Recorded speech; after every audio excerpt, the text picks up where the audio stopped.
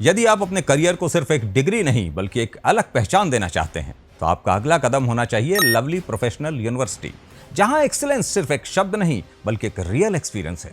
NAAC A++ की मान्यता, NIRF में 31st रैंक और 50 से ज्यादा देशों से आए स्टूडेंट्स के साथ आपको मिलता है ट्रूली ग्लोबल एक्सपोजर। तो अब मौका है LPU नेस्ट के जरिए एडमिशन लेने का, जहां आपको मिल सकती है 60 से 70% तक की स्कॉलरशिप और कुछ केसेस में 100% तक की भी, यानी कम फीस में वर्ल्ड क्लास एजुकेशन। तो देर किस बात की, डिस्क्रिप्शन में दिए गए लिंक पर क्लिक करें, एडमिशन फॉर्म भरें और पाएं एप्लीकेशन फीस पर 20% तक का एक्स्ट्रा ऑफ। अभी अप्लाई करें और अपने फ्यूचर को अपग्रेड करें। लवली प्रोफेशनल यूनिवर्सिटी, यहीं से शुरू होगा आपका successful tomorrow.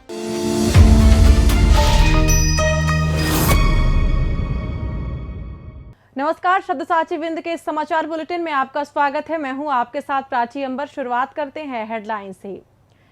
NEET paper leak को लेकर रीवा में NSUI का प्रदर्शन। SGMH रीवा में सुरक्षा कर्मियों की मिलीभगत से 5 AC के कॉपर पाइप चोरी, एजेंसी पर लगेगा जुर्माना। रीवा में विश्व पर्यावरण दिवस पर मां और पिता के नाम समर्पित रहा वृक्षारोपण अभियान, रोपे गए पौधे। रीवा के नए बस स्टैंड पर सवारी बैठाने को लेकर 2 पक्षों में मारपीट, वीडियो वायरल। रीवा में भंडारा खाने गए 13 वर्षीय बच्चे को पुजारी के बेटे ने मारी गोली।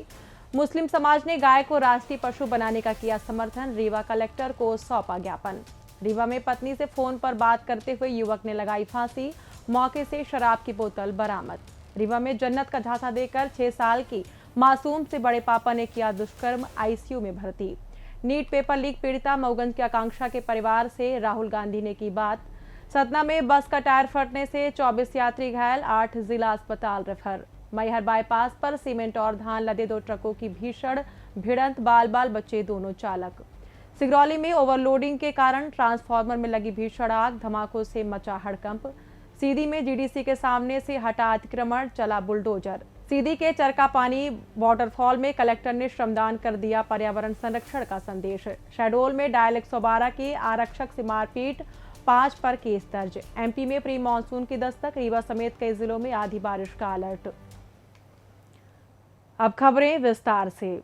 नीट परीक्षा पेपर लीक मामले को लेकर रीवा में शुक्रवार शाम NSUI कार्यकर्ताओं द्वारा प्रदर्शन किया गया। इनके द्वारा रीवा सांसद आवास के घेराव का प्रयास पुलिस की मुस्तैदी से असफल रहा। जानकारी के मुताबिक कॉलेज चौराहा से रवाना हुए कार्यकर्ता जैसे ही विवेकानंद पार्क से आगे बढ़े, पुलिस ने उन्हें बैरिकेडिंग पर रोक दिया, जिसके बाद कार्यकर्ताओं ने शांतिपूर्ण प्रदर्शन करते हुए तहसीलदार को ज्ञापन सौंपा। NSUI नेताओं ने आरोप लगाया है कि वर्तमान सरकार कक्षा 12वीं तक की परीक्षाएं पारदर्शी तरीके से आयोजित कराने में पूरी तरह नाकाम साबित हुई है। एक तरफ पेपर छपाई के दौरान ही लीक हो रहे हैं, तो वहीं दूसरी तरफ सरकार कार्रवाई करने के बजाय प्लेन से पेपर भेजने की बात कर रही है। कार्यकर्ताओं ने मांग की है कि पेपर लीक की घटनाओं पर तुरंत सख्त से सख्त कार्रवाई की जाए और इसके पीछे जिम्मेदार दोषियों को जल्द गिरफ्तार किया जाए। मुद्दों को तो पूछे ही मत, चूँकि आज मुद्दा हम सबको पता है, चाहे हॉस्टल की सुविधा हो, चाहे फीस बढ़ोतरी का मामला हो, चाहे पेपर लीक का मामला हो। आज देखिए CBSE 12th क्लास के बच्चे जो कि बेसिक शिक्षा प्राप्त करते हैं, आज उनकी कॉपी चेक में सरकार ने लापरवाही की। नीट में आज आप देख रहे हो रीवा की एक बेटी ने अपनी जान को खो दिया है। 2 लाख छात्रों के साथ साथ उनके परिवारजन भी आज आर्थिक और मानसिक रूप से प्रताड़ित हैं। सरकार न जाने कि युवाओं से क्या बदला लेना चाह रही है और यही युवा कल देश का नेतृत्व करेगा। सरकार से ये आग्रह है और मीडिया भाइयों से भी आग्रह है कि आप युवाओं के मुद्दों को उठाओ। आज देखिए, आज छात्र संघ चुनाव दबा हुआ है। मध्य प्रदेश में छात्र संघ चुनाव कब से नहीं हो रहा है, जहाँ पर छात्रों को चुनने का, बोलने का अधिकार होता है, जहाँ पर वो अपनी समस्याओं को उठाता है, आज उसको भी सरकार ने कुचल दिया है। NSUI संगठन द्वारा अपनी कुछ मांगों को लेकर आज एक ज्ञापन सौंपा गया है, वो शांतिपूर्ण तरीके से ज्ञापन सौंपा गया है। विंध्य के सबसे बड़े संजय गांधी अस्पताल की सुरक्षा व्यवस्था एक बार फिर कटघरे में है, जहां तैनात दर्जनों सुरक्षा कर्मियों की मौजूदगी के बावजूद चोरों ने शिशु रोग विभाग और डॉक्टर ड्यूटी रूम में लगे 5 AC के कीमती कॉपर वायर व पाइप पार कर दिए। इस बड़ी चोरी का खुलासा तब हुआ जब बंद पड़े इन AC की मरम्मत के लिए मैकेनिक को बुलाया गया, जिसके बाद वार्ड प्रभारी ने अस्पताल अधीक्षक को लिखित शिकायत दी। मामले की जांच में अस्पताल के ही कुछ सुरक्षा कर्मियों और वार्ड बॉय की संलिप्तता सामने आई है, जिनसे फिलहाल पूछताछ की जा रही है। अस्पताल अधीक्षक डॉक्टर राहुल मिश्रा ने बताया कि चोरी की गई सामग्री का कुछ हिस्सा जब्त कर लिया गया है और हुई क्षति की पूरी भरपाई सुरक्षा एजेंसी पर जुर्माना लगाकर उससे वसूल की जाएगी। हाँ, कुछ वायर्स और कुछ उसके आउटर यूनिट के कुछ वही वायर्स की चोरी कुछ हुई, उसकी जांच चल रही है और कुछ उसमें सामान बरामद भी हुआ है, मिल भी गया है, सामान मिल गया। बाकी जो सामान की जो क्षतिपूर्ति होगी वो सुरक्षा एजेंसियों द्वारा की जाएगी, निर्णय लिया गया है। कुछ वार्ड बाय कुछ गार्ड ये आपस में निश्चित रूप से मिली जुली मतलब मिलजुल के ही ये सब काम हो सकता है, क्योंकि बाहर वाला तो ऐसा कोई जानता नहीं है, बाहर वाले की पहचान हो जाती है तुरंत। तो निश्चित रूप से ये कुछ नाम आए हैं और उनको कभी कुछ अभी उनको बैठाया भी गया है, कुछ को बैठाया गया है, तो उनको सजा दी जा रही है उस चीज़ की, और भी जांच चालू है। विश्व पर्यावरण दिवस के अवसर पर रीवा में पर्यावरण संरक्षण और पारिवारिक मूल्यों का एक अनूठा संगम देखने को मिला, जहां शहर में अलग अलग स्थानों पर माता पिता को समर्पित वृक्षारोपण अभियान चलाए गए। मुख्यमंत्री एवं आयुक्त के निर्देशानुसार शासकीय हायर सेकेंडरी विद्यालय महसाव में इको क्लब के माध्यम से एक पेड़ मां के नाम 3.0 अभियान का शुभारंभ किया गया, जिसमें जन शिक्षा केंद्र के प्राचार्य राजकुमार सिंह, जन शिक्षक रामकृष्ण द्विवेदी और विशाल शुक्ला की मौजूदगी में शिक्षकों और विद्यार्थियों ने पर्यावरण सुरक्षा की शपथ ली और आगामी सीजन में विभाग द्वारा 50 लाख पौधे रोपने का संकल्प भी लिया। इसी कड़ी में शांति विहार कॉलोनी में शहीद भगत सिंह सेवा समिति द्वारा एक पेड़ पिता के नाम अभियान के तहत बृहद पौधारोपण किया गया, जहां समिति के अध्यक्ष सुजीत द्विवेदी ने पिता के त्याग की तुलना बरगद की छांव से करते हुए भावुक संबोधन दिया। इन दोनों ही कार्यक्रमों में स्थानीय नागरिकों, शिक्षकों और युवाओं ने न केवल विभिन्न प्रजातियों के पौधे रोपे, बल्कि उनकी सुरक्षा करने और अपने माता पिता के प्रति सेवा का कर्तव्य निभाने का कड़ा संकल्प भी लिया। वहीं विश्व पर्यावरण दिवस के अवसर पर फेज संस्था द्वारा संचालित phase institute of medical science Rewa में पर्यावरण संरक्षण और हरित भविष्य के प्रति जन जागरूकता बढ़ाने के उद्देश्य से एक विशेष कार्यक्रम का आयोजन किया गया। इस कार्यक्रम में संस्था के प्रतिनिधियों, शिक्षकों और छात्र छात्राओं ने उत्साहपूर्वक भाग लेकर पर्यावरण की रक्षा का संकल्प लिया। कार्यक्रम के दौरान संस्था परिसर में व्यापक वृक्षारोपण किया गया, जहां उपस्थित लोगों ने विभिन्न प्रजातियों के पौधे रोपे। रीवा के नए बस स्टैंड पर सवारी बैठाने की होड़ में जय चिरहुलानाथ ट्रेवल्स के मैनेजर और दूसरे पक्ष के बीच जमकर गाली गलौच और मारपीट हुई। गुरुवार को हुई इस घटना का वीडियो शुक्रवार को सोशल मीडिया पर वायरल हो गया। इस हिंसक झड़प से बस स्टैंड परिसर में अफरा तफरी मच गई और यात्री सहम गए। वहीं स्थानीय लोगों का आरोप है कि महज 50 मीटर की दूरी पर समान थाना और परिसर में विशेष बस स्टैंड प्रभारी की तैनाती होने के बावजूद यहां आए दिन असामाजिक दलालों के कारण ऐसे विवाद होते रहते हैं। मामले की गंभीरता को देखते हुए समान थाना प्रभारी ने बताया कि वीडियो के आधार पर जांच शुरू कर दी गई है और दोनों पक्षों को थाने बुलाकर पूछताछ के बाद सख्त वैधानिक कार्रवाई की जाएगी। रीवा शहर के सिटी कोतवाली थाना क्षेत्र अंतर्गत रानी तालाब स्थित साईं मंदिर के सामने गुरुवार शाम तकरीबन 4 बजे एक 13 वर्षीय मासूम बच्चे ऋषि कुमार सिंह गोड़ को गोली मार दी गई। गोली बच्चे के पैर में लगी है, जिसे लहूलुहान और गंभीर अवस्था में उपचार के लिए रीवा के संजय गांधी अस्पताल में भर्ती कराया गया है, जहां शुक्रवार को बच्चे के पैर में लगी गोली निकाल ली गई है, जिसे पुलिस ने जब्त कर लिया है। जानकारी के मुताबिक सीधी जिले के रहने वाले पीड़ित के पिता लाल बहादुर सिंह गोड़ रीवा में मजदूरी कर बेटे को पढ़ाते हैं। पिता ने बताया कि उनका बेटा साईं मंदिर में आयोजित भंडारे में गया हुआ था, जहां भंडारे के बाद मंदिर के पुजारी के बेटे से अचानक गोली चल गई, जो पीड़ित के पैर में लग गई, जिसके बाद आरोपियों ने उसे संजय गांधी अस्पताल पहुंचाया और किसी को बताने पर जान से मारने की धमकी देकर फरार हो गया। वारदात के बाद मौके पर मची अफरा तफरी के बीच सिटी कोतवाली सहित शहरी क्षेत्र के अन्य थानों की पुलिस भी मौके पर पहुंच गई। मामला दर्ज कर फरार आरोपी की तलाश शुरू कर दी गई है। मेरा लाल बहादुर सिंह नाम है। बच्चे का क्या नाम है? ऋषि कुमार सिंह। कैसे घटना हो गई ये? घटना सर 3 बजे निकला था साईं मंदिर में भंडारा के खाने के लिए, तो वहीं पे बैठा था। हाँ। तो वहाँ पे कुछ लोग मस्ती कर रहे थे बंदूक से, तो इसके पैर में लग गए। कौन लोग हैं वो लोग, बताया? वो लोग तो ये बता रहे थे कि उन्हीं का जो साईं मंदिर में पुंजेरी रहता है, उसी का लड़का लोग हैं। नाम भी बताया? नाम तो मेरे को लड़का नहीं बताया, मेरे को भी पता नहीं है सर उसे। कि यहाँ तो कौन लेके आया? उन्हीं लोगों ने लेके आया बुलेट से। बुलेट से लेके आया? जी सर। अब ये भी बताया कि ये फालतू किसी आदमी को नहीं बताना, नहीं गोली से उड़ा दूंगा। कौन बोला ये लड़का मेरा बता रहा था। और कल नर्स इसके सामने पूछ रहा था, तो ये काँप करके उनके डर के मारे उस नर्स से नहीं बताया, नहीं तो नर्स ने पकड़ लेते उनको तीनों को। जी सर। पुलिस वाले आज क्या किए? आए थे? आए थे। पुलिस वाले क्या बयान दिए? बस कुछ बोले? कुछ अभी तो कुछ नहीं किए सर, साथ में थे, बस हो गया। यहाँ क्या करते हो आप लोग? हमने मजदूरी करते थे, इसको लड़का को यहाँ पढ़ाते हैं सर। रीवा में मुस्लिम समाज की संस्था आवाम फाउंडेशन ने गाय को राष्ट्रीय पशु बनाने की मांग का पूर्ण समर्थन करते हुए शुक्रवार को एक अनूठी पहल की। संस्था के प्रतिनिधि और समाज के लोग शुक्रवार को घोघर कन्या स्कूल में बड़ी संख्या में एकत्रित हुए और वहां से हाथों में शांति का प्रतीक कबूतर लेकर कलेक्ट्रेट कार्यालय पहुंचे, जहां उन्होंने अपनी इस मांग को लेकर प्रशासन को ज्ञापन सौंपा। इस दौरान अवाम फाउंडेशन के पदाधिकारी रॉकी ने कहा कि देश के लगभग 80% हिंदू भाई गाय को राष्ट्रीय पशु बनाने की मांग कर रहे हैं, जिसका मुस्लिम समाज दिल से समर्थन करता है। उन्होंने जोर देकर कहा कि मुस्लिम समाज शांति और ईमान पसंद है, इसलिए वे पूरे विश्व में कौमी एकता और भाईचारे का संदेश देने के लिए शांति के प्रतीक कबूतरों के साथ यहां पहुंचे हैं, ताकि समाज में सौहार्द का माहौल बना रहे। रीवा के विश्वविद्यालय थाना क्षेत्र अंतर्गत अनंतपुर में रहने वाले 40 वर्षीय ज्ञानेन्द्र शुक्ला ने शुक्रवार सुबह करीब 10 बजे मोबाइल पर ईयरफोन लगाकर पत्नी से बात करते हुए घर में फांसी लगाकर आत्महत्या कर ली। घटना के तुरंत बाद पत्नी की सूचना पर पहुंचे परिजनों ने उन्हें संजय गांधी चिकित्सालय पहुंचाया, जहां चिकित्सकों ने उन्हें मृत घोषित कर दिया। घटनास्थल पर पहुंची पुलिस को शराब की बोतल और ग्लास बरामद हुआ है, जिससे प्रारंभिक जांच में पत्नी से हुई बातचीत के दौरान किसी विवाद या संदेह की बात सामने आ रही है। विश्वविद्यालय थाना पुलिस ने मामले की एफआईआर दर्ज कर ली है और पोस्टमार्टम के बाद शव परिजनों को सौंपकर मोबाइल कॉल रिकॉर्ड व अन्य साक्ष्यों के आधार पर आगे की जांच शुरू कर दी गई है। रीवा जिले के सिटी कोतवाली थाना क्षेत्र में एक दिल दहलाने वाली घटना सामने आई है, जहां गुरुवार रात एक 6 वर्षीय मासूम बच्ची को जन्नत घुमाने और ढेर सारे खिलौने देने का झांसा देकर उसके सगे बड़े पापा ने ही दुष्कर्म की वारदात को अंजाम दिया। वारदात के वक्त बच्ची घर में अकेली थी और मां के बाजार से लौटने पर लहूलुहान हालत में मिली, जिसके बाद उसे तुरंत संजय गांधी अस्पताल के आईसीयू में भर्ती कराया गया, जहां उसकी हालत अत्यंत नाजुक बनी हुई है। पुलिस के अनुसार 1 दर्जन से अधिक गंभीर मामलों के आदतन अपराधी रहे फरार आरोपी के खिलाफ सिटी कोतवाली पुलिस ने दुष्कर्म का मामला दर्ज कर लिया है और एसपी के निर्देश पर पुलिस की टीमें उसकी गिरफ्तारी के लिए लगातार दबिश दे रही हैं।